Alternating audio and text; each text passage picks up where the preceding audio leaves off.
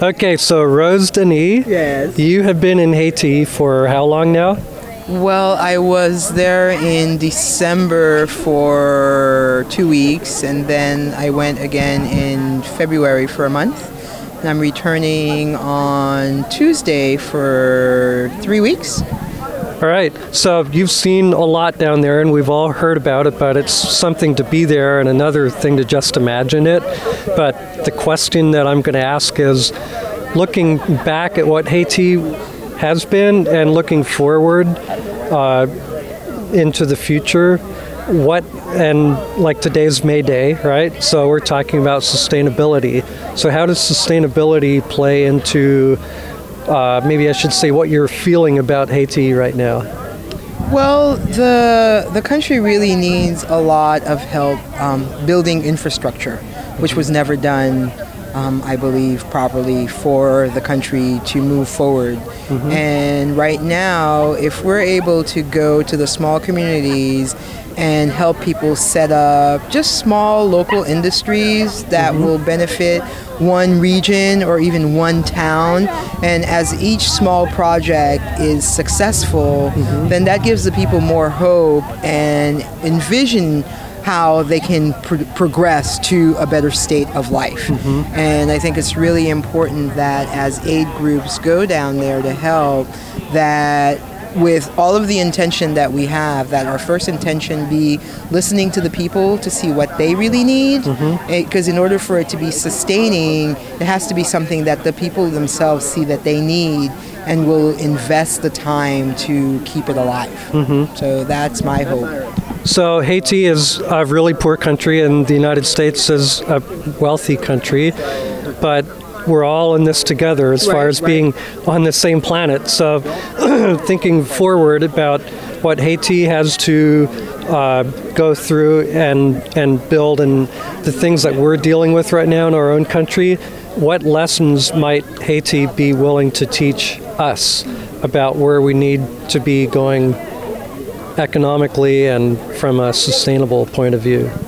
Well, I don't know if we really have any lessons to teach per se. I think the relationship between our two countries has a lot to teach mm-hmm. America as a whole, and really learning the history as to why our country has developed the way that it has, with the interference, I'd like to say, of mm-hmm. the American government and mm-hmm. policies mm-hmm. that have been set in place. And mm-hmm. those policies, U.S. government policies, have been set in place in a number of countries, mm-hmm. not just Haiti.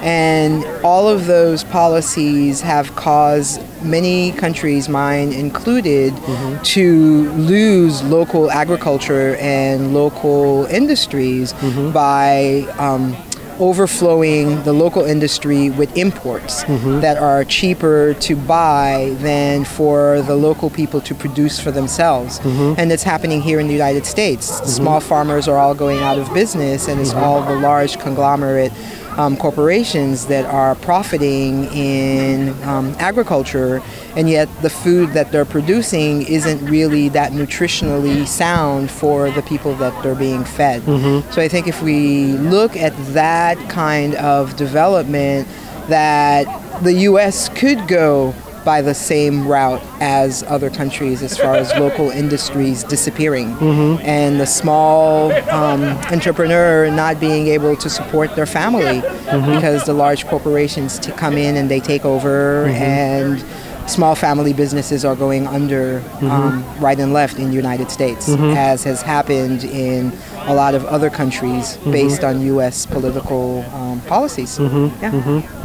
So in some ways, like globalization, economically, it's probably not good, but we need to have a global conscience. We definitely need to have a global conscience. I think we need to have a global conscience, but yet a local practice. Mm-hmm. Because what we need to do for ourselves, as communities go, we are all living in the same planet and are experiencing similar situations, but our resources are different and our climate's different. So as we're looking at the global picture, it's really important to keep clear that we are looking for local solutions within the global picture. Yeah. Great. Anything else? Just happy May Day.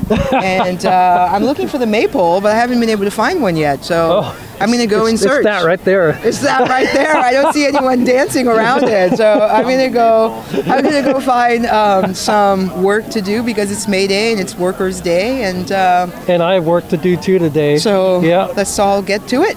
All right. And thank you very much for being out here and it's great to hear what other people have to say about sustainability and how others are managing sustainability and learn from each other. So thank you very much for putting this fair on. Great. Yeah. You're welcome. All right. Have a great day.